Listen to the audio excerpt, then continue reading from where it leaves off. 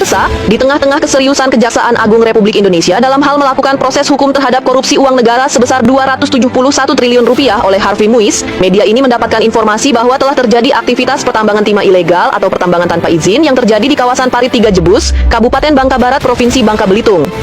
Investigasi yang dilakukan tim Hukrim RDTV pada hari Senin, 13 Januari 2025 lalu di lokasi, mengungkapkan sejumlah fakta, di mana telah terjadi kerusakan lingkungan yang signifikan akibat operasi tambang ilegal di kawasan hutan produksi, tepatnya di sepanjang Jalan Parit 4 hingga Jalan Perumnas Bakik. Aktivitas tambang dilakukan dengan menggunakan alat berat tanpa izin resmi, dan terpantau berlokasi dekat fasilitas umum, di antaranya jalan utama dan instalasi PDAM. Aktivitas tersebut telah menyebabkan kerusakan jalan yang berlubang dan putus akibat kegiatan tambang ilegal dimaksud, yang kemudian menuai keluhan masyarakat setempat tentang tak adanya perhatian pemerintah terkait tambang timah ilegal dimaksud, yang telah sangat merugikan warga setempat dan tentu saja merugikan keuangan negara. Fasilitas umum lainnya yang telah turut dirusak adalah lapangan bola yang dulunya menjadi tempat bermain warga Sekar Biru, dan tercemarnya air PDAM sebab kualitas air kini menjadi keruh dan tak jernih bagai dulu lagi. Hal lebih mengkhawatirkan disampaikan seorang warga yang meminta identitasnya tak dipublikasikan. Sebut saja Rian mengatakan bahwa jarak kolong aktivitas tambang hanya berkisar 30 meter dari permukiman warga.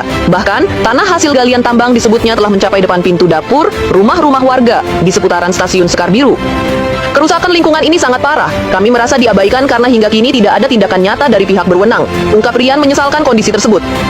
Jika disesuaikan dengan amanat Undang-Undang Nomor 3 Tahun 2021 tentang mineral dan batu bara, sesuai ketentuan pasal 158, maka pelaku tambang tanpa izin tersebut terancam dipidana penjara paling lama 5 tahun dan denda hingga 100 miliar rupiah.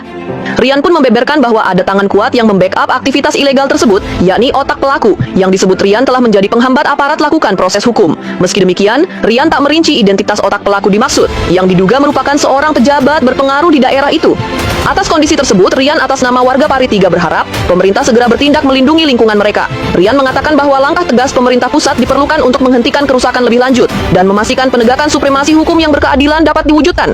Kami hanya ingin keadilan dan perlindungan untuk lingkungan serta masa depan generasi berikutnya, tanda